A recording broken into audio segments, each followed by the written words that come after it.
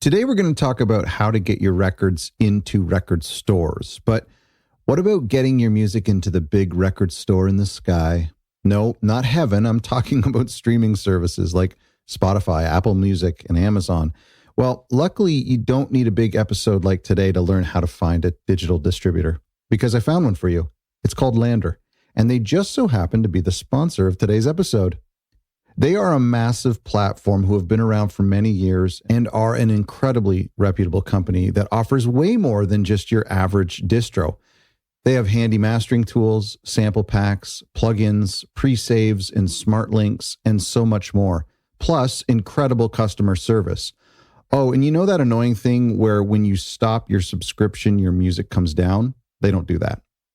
Get 20% off your subscription by clicking the link in the description below, or by going to otherrecordlabels.com/Lander. Lander is spelled Landr. That's otherrecordlabels.com/Lander. Hello and welcome to a new episode of Other Record Labels. I'm your host, Scott Orr, where we talk about the art and culture of building, growing record labels, art and culture of running an independent record label. This is Monday morning. My goodness, I'm feeling it. You know, a couple of weeks ago, we did an episode on, it was basically this kind of throw everything at the wall and see what sticks episode about 25 ways to sell more vinyl records. The reason we did that episode is because there are a lot of independent artists and independent record labels who are jumping on the vinyl train and are really excited about doing vinyl. They love it, and maybe it's something they've always dreamed about. Maybe the artist has always dreamed about hearing their music on vinyl and it's a vanity project. Or for some labels, they know they have an audience for it and it's a good investment because there's good margins in vinyl. So we did that episode as a way to sell more vinyl, because even though there's so many artists and labels wanting to do vinyl, there's also an equal amount of artists and labels who have an excess amount of inventory. They print a certain quantity to get a certain price break, and then they have 100 or 200 copies left kicking around. And so that's why we did that episode, and it went really well. One of the advice that I gave you was to contact your local record store to see if you could provide them with records. And that's what I want to expand on today. We're actually going to explode that topic about getting your music, your records, and this could be CDs or tapes as well. All of this, most of all of this will apply if you're doing other formats as well. How to get it into record stores. And we're doing this on the heels of Record Store Day, which was just a couple of days ago. And so it's a very timely thing. And, you know, and not only is it important for artists to see and hear their music on vinyl or on physical format for the very first time, but it's also pretty meaningful to see it in a record store or to direct their friends and family to go down to the local record store and pick up a record. Now, one of the things we're not going to be talking about today is distribution and getting distribution deals for physical media. That's a whole other topic. We've actually explored that with Secretly Distribution a couple years ago. So if you want to go to wherever you get your podcasts and search Secretly Distribution and maybe search Other Record Labels, or you could go back a couple years in our feed and you'll find that interview where I talk to one of the reps at Secretly Distribution, and they give us some really good advice on how to find a distributor, or when is the right time, when is it appropriate to find a distributor, because it may not be year one, record one. Who knows? Anyway, we're not talking about distribution today. We're talking about your local mom and pop brick and mortar record store, how you can approach them, and hopefully they will carry your titles and how you can interact with them and how they can help you sell more titles. One of the things I love to do when you have a big number is to break it down into bite-sized, manageable pieces. And so, you know, if the average record pressing is 200 or 300 copies, let's say it's 200, because I know some people do 100, although that's not really advised because the price point's pretty high at 100. I see most people do 300, although 300 is really difficult to sell. So let's just say, for easy math, the people are pressing 200 records right now. So let's say you can commit to 50 through your Bandcamp and your online stores and just the kind of the growth and popularity of your label. Maybe you have a launch party, 50 takes care of it. So right there's 25% of your inventory. Let's say maybe the artist takes care of 50 and they take it on the road, or they buy them wholesale from the label, and it's their responsibility to sell 50 of the 200. So there's another 25%. So that's 50% of your inventory taken care of. Now let's save 50 copies for the long tail, meaning in a year from now, when people are checking out in your Bandcamp with another release, it might be affordable for them to throw in your first release as well. And so that'll happen a lot. If you are left over with 50 copies of your records, it might take a year for those to sell. It might even take 10 years, believe it or not. I have a 12-year-old record that I'm down to like 4 copies left. But, it's at this point, it's pure profit. So it's not a huge deal, but that's the long tail. And then the remaining 50 is what we're going to talk about today, is maybe engaging retail and getting them out to stores. Okay, so I have 10 tips. 10 tips when it comes to getting your music into record stores, helping it sell, and basically working together with the local record store. I think the local record store, as we'll find out, we have a great episode about record stores coming up in a couple of days on the For the Love of Vinyl podcast. So if you're not subscribed to that podcast, please search for the Love of Vinyl in your wherever you get your podcasts, and subscribe to that feed as well, because we have a great interview with a massive record store, and we talk about the ins and outs of running a record store. So it's good for you to get a vision on that side of things. But record store owners are a lot like record label owners. In some cases, they are the exact same person, but they understand the needs of indie artists, and they work in the music industry out of a passion for records, out of a passion for music, and their margins are very thin and their challenges are very high. So they get you. And so we're gonna talk today about 10 things that I've learned I've interviewed 2 record stores for this podcast, 1 record store for the Love of Vinyl podcast, which is coming out soon. We've talked to some distributors, and of course I find myself in a record store all the time. And we did a great episode. You maybe heard the replay episode of the Record Store Day book and the history of Record Store Day. So here we go. Okay, so what we have here is basically 10 tips to help get your music in stores and help record stores. You just want to help them in general, right? Because we're 2 businesses here. They're a business and we're a business. And we don't want to do something that's only good for us. We want to make it good for them as a business owner as well. And so we're talking about how to get the records in the stores and how to help manage them and how to make it profitable for both businesses, the record label or the independent artist, as well as the record store themselves. So here's 10 tips, 10 steps. Let's start with number 1, which is respect their time. It's not appropriate to just drop in. Now, it might be okay if it's like a Monday morning or a Tuesday morning when things are, during the workday when it's really slow. But like if you come in on a Saturday morning or a Friday night or a Sunday afternoon, that's maybe not a great time. You might be more likely to find the owner if you come in on a weekday morning. Maybe, if that's their inventory day, maybe you don't want to do that. The best thing you can do is ask permission to come in and talk about your label and your releases, and to say, I was just wondering if I could come in and drop off some free records and talk to you about, whatever. And so maybe that's a DM on Instagram or an email. Maybe they say no. Maybe they say they have a process or that they only deal with distributors, and that's tough for you. So you got to kind of play it by ear and decide, is this the store? Maybe it's a store that's kind of a little old school and you don't think you're going to get a response from the email, and maybe it's okay to drop in. Just respect their time. And if you drop in, honestly, if I'm dropping in on a record store and I'm dropping off records, I'm going to do it at a respectful time, like I mentioned. And I'm also probably going to pick up a record while I'm there, or a tape, because I'm a nice guy and I want to show that I'm not here to just use them, and that I'm hoping that this is a good partnership. That leads me to number 2, which is make it easy. Tip number 2 is make it easy. You want to provide them with everything they need. So if you're asking them to carry your inventory, well, there's a lot of things, and we'll talk about it in today's episode, but there's a lot of things that you can provide them with. You could provide, first of all, have your pricing determined.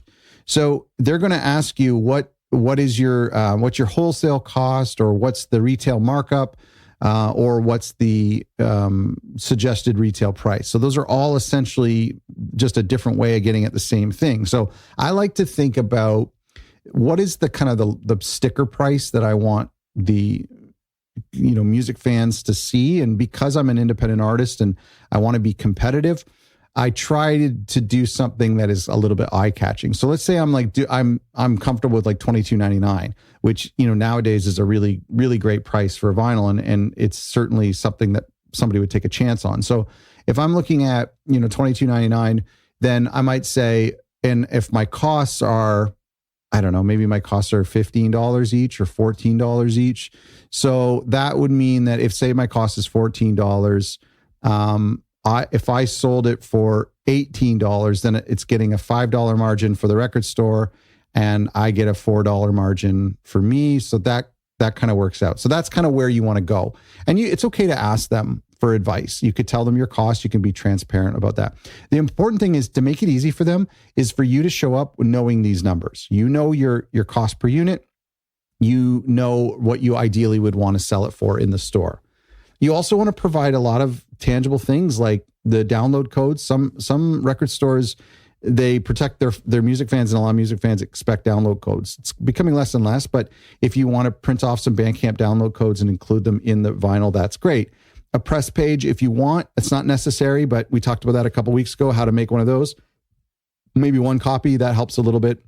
I also think like marketing and hype stickers on the records, especially if it's an unknown artist, then it can be like local artist, or it can describe the music a little bit. That just makes their job easier. If you bring in a beautiful record that includes download codes, a great competitive price with a nice sticker on the front, they're going to be more than happy to put that up on the shelf and maybe even give it a little bit of a prominent display. But if they've got to like bag it didn't come with shrink wrap, so they've got to, find their own bags. They've got to handwrite the sticker on it that it's a local artist, blah, blah, blah. That's just not making it easy for them. Number 3 is consignment. You want to offer consignment, meaning here's what consignment means. They're not going to pay you the wholesale cost of the record. They're not going to pay you anything until that record sells. So that record could sit in there for 6 months and they don't owe you a dime if it never sells. In fact, you could probably go in there at the end of 6 months or the end of 6 years and be like, I'm taking these back. They never sold, and no money exchanged hands. It's kind of, there's a lot of record stores who are like, no, it's okay. We've got cash. We've got a budget for this. We'll buy 3 copies and we'll take a chance on it. And that's sweet of them. But a lot of record stores, they don't want to take a chance on your record. It's your record, so you take a chance. So give a limited number of copies. That could be 2, and just say, I'll check in on the inventory. If they have a good way of keeping track of sales, and you have a barcode on your record, great. If not, we'll keep track of this, and then you just pay me whatever the wholesale price is. Perhaps usually the best model is like they take 2 records. They sell through those 2 records, and then you show up with another 2 records. They pay you for the first 2. You know what I mean? Okay. And also consignment will kind of go away too if you have a proven sales track record. So once your inventory sells regularly, they might switch from consignment to a better financial model for you. That leads me to number 4, which is self-monitor inventory. So this isn't true everywhere. Some record stores have really excellent computer systems, and they can really keep track of stuff. And maybe it's synced to their online store, so you can check online that way. But otherwise, I think it's important to visit regularly yourself. Don't call. I mean, if they tell you to call, cool, but just drop in once a month. And I would start a spreadsheet for all your retail sales, maybe a different tab for every local store. Show them that you care and that you're helping their business, and that you're not, if a record store saw a record label or an artist coming in regularly, managing their inventory and just making sure everything looks okay, bringing in a fresh copy or whatever, that's really impressive. That's really respectful. So monitor your inventory themselves. These guys are dealing with tens of thousands of records, maybe hundreds of thousands of records. For you to call and be like, hey, have you sold any of my records? Like, come on, they're not going to know whether that's true. Number 5 is be realistic. Start with 1 or 2 copies. If you show up with 25 copies, you're out of your mind. Don't do that. I mean, listen, the average store is going to get 25 Adeles. Like, what makes them think you're going to sell through a bunch of yours? Now, maybe if you're doing an in-store that day, that's a different thing. But be very realistic. Don't overinflate your social media reach or the popularity of your artist. Realize that you're one of 100 releases that week. likely more, many distributors that they have to interact with. So just be very, very realistic. And look, if you drop off one copy and they sell it that day or they sell it that week, great. That's a better situation to be in than you like overwhelming them with 50 copies and asking them to store some around back. Be very realistic. Once the demand proves itself, then you can change your goals. Tip number 6 is have competitive prices. So what you want to do, remember, we're talking about a local artist or a local record label. So a lot of your expenses are minimal as opposed to, shipping your records to Japan or shipping them somewhere overseas.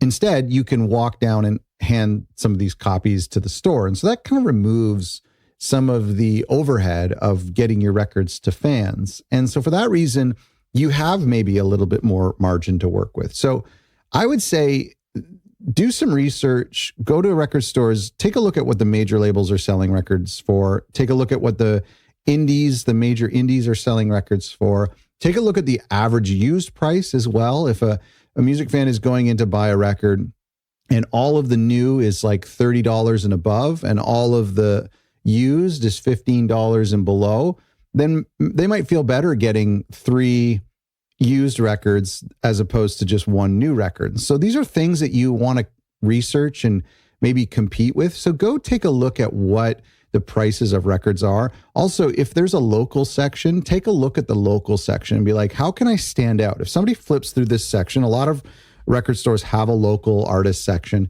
and be like, is my artwork better than these? Am I packaged better? Do I have a hype sticker? If I have a hype sticker that describes what the music sounds like, where these artists are from, that could go a long way. And then is my pricing, like I've gone in the local section and I've seen things all across the board. I've seen people sell their records for $15 or like $19.99 locally because, the costs were so low, or maybe they just want to sell it at a cost to local fans, whatever. But then I've seen the opposite. I've seen like a local band selling their CD for like $29 or something, like insane, like 25. It was like $25 for an EP. Seriously, an EP CD for like $25. I'm like, you're insane. Anyway, go and do some research, be realistic with your prices and be competitive. I think because you don't have that like $1 for your shipping box and you're not including a bunch of different stuff that you would in a mailing. You don't have the overhead of shipping. So when you eliminate some of that, you have more margin to work with, and then you can be more competitive. And again, you're not cannibalizing your Bandcamp sales or anything. So if a record is $19.99 in just in the local record store, that's pretty cool. And that's something you can even brag about on social media. Say if it's on sale at the local record store, that's going to drive people to the local record store. Okay, number 7 is along the same lines, is be generous. Talking about, look at the theme of today's episode. We're talking about respecting the store. We're talking about making it easy for these record stores. I'm very empathetic and sympathetic to record stores because I love them so much and I value them so much. And I know that they have a really hard go. I know they pay really expensive rent, the same rent as like, a hair salon that might be charging crazy amounts of money, or, an insurance office or whatever that's making tons of money. And so I feel bad that, they have a tough go, but I really do appreciate them. So I think it's really important to kind of view them more than just a partner, but certainly a partner, but to view them as a business that without them, your job gets really hard. And without you, their job gets a little bit hard. And so I think one of the things that every record label should do, and we've talked to some other labels who've done this, is offer a free copy. So if I'm going to a record store, let's say there's 2 record stores in my town, I'm going to go to each record store and I'm going to bring 2 copies that are in shrink wrap with hype stickers, barcodes, whatever. And then I'm going to bring an open copy. And maybe I autograph it, or maybe I say, thanks for your support on it or whatever, have the artist write that. And that's their gift. Maybe that's Coal Mine does white label ones that are exclusive to record stores. So maybe there's like, you do like a certain pressing or whatever that's just for record stores. But anyway, I'm bringing in 1 open copy and saying, listen, you can give this as a giveaway, or you can just keep this to play in the store, but this is just a gift to you, like, thanks for your support, blah, blah, blah. And you can do whatever you want with it. They probably got more records than they can handle. So if you tell them that, somebody could get this for free on record store day, or if they spend over $50, they get this free copy, whatever. So just be generous with your pricing, be generous with your margin, be generous with respecting their time, giving them free copies. Number 8, along the same line, is exclusives. So it's really important that, because we're trying to draw people to these record stores, because the more records we sell in the record stores, the better our reputation becomes, and the more likely that store is going to feature the label and maybe even design a nice little section to feature all of your releases. And so one of the things I've talked about on this show before, I've never personally done it, I've wanted to do it sometime, and tell me if you've ever done it, is local variants. The idea where if you're printing 300 records, maybe 250 are black, or 250 are a Superman blue, and then the last 50 are like a really cool blue and white marble effect. And those 50 copies are only available in the artist's hometown or in the record label's hometown. So if you want this copy, you can't get it on Bandcamp, you can't get it on tour, but you can get it at local shows, and you can get it at local record stores. And so if I go into a record store and say, hey, listen, this is a one of 50, or these 2 copies, this is, copy 13 of 50 and copy 14 of 50 of this local variant. This is a color variant that they can only get in your store and in the other store across town.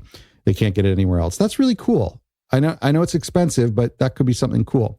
You could also do advanced releases. Imagine this. Imagine you bring by a couple copies of the new release to the local record store, and then you say on social media that your new release comes out on Friday, but it's available on Wednesday at the local record store. So if you wanted to get your hands on a copy, it comes out a week early or a couple days early at the local record store. That's pretty cool. That would get people up off their chairs and out the door to the local record store. What can you do with your test pressings? Can you give a test pressing to the record store and say, maybe you're going to give this away as a gift, or you're going to sell it, for, let's say you give it to them for free, and they can put it in the section next to your records that they sell it for, say, $10 next to your record, if somebody wants it as a collector, or maybe for $50 or whatever. Just ask them. And these are cool things. But the same thing with like stickers, pins, buttons. Record stores love that stuff because they can just put them on the counter and they can say, yeah, take one for free. And music fans feel like they're getting a huge deal. Number 9 is be thankful. Free copies, thank them, do something nice for them, bottle of wine, whiskey, flowers, I don't know. Just overall, you're being, recognizing what they're doing for you, and be very grateful. They don't owe you anything. And honestly, when you're a new label, when you're a new artist, they're doing you a favor, and they know that they're taking up some shelf space. They might even be spending some of their cash to help get you off the ground. So be sure to thank them. And the best way you can do that is tip number 10, promote their store. This is probably the biggest thing that you can do, and the thing that they'll appreciate the most. Drive your sales there. Even if you're not getting as great of a margin at your local record store because you've dropped the price, you're being competitive, drive all of your local fans to the local record store. And you do that by saying it's cheaper, or it comes with some free stickers, or if you buy the record this week, you enter a chance to win a test pressing. Maybe there's like something special with this vinyl, who knows what it is, but you promote it. It's coming out a week early. Drive your fans to their local record store, or to the local record store where you have copies. And again, you can be sending these copies not just to your local stores, but drive around to, within an hour radius to other record stores. Don't be afraid to spend one day and drive to as many record stores as you can get to in like an 8-hour day. Maybe shipping a box to the artists that they can do the same thing, enabling and equipping the artists to do the same thing in their hometown. So if you're doing it in your record label's hometown, enabling them to do it in their hometown as well. But really important that maybe even a spot on your Bandcamp page that tells the fans that they can pick up from the local record store. So if they're adding it to their cart and they're seeing that shipping is a lot of money, then then all of a sudden it's like more enticing to go to the local record store. Okay. I know that selling records, listen, here's the two truths that we know. Making records is fun. Pressing records is fun. It makes us feel alive. It really, releasing music digitally has lost any sort of sex appeal ever. But getting a box of records, taking the cellophane off, smelling that fresh paper, taking out that record and hearing the static out of the sleeve and dropping on the turntable and putting it on the needle on it's just a great feeling. It's a great feeling for artists whose music it is, for labels who were able to bring this to life, and for music fans who are addicted to this format. And so that's one truth. But the other truth is that it's hard to move these. It's hard to, why? Because there's hundreds of new records each week. And so, and there's only so many fans out there. And so it's really hard to do it. So these are the two truths that we know, that we're not going to stop making these records. We love making these records, but yeah, it's really hard to sell them. So we got to be creative.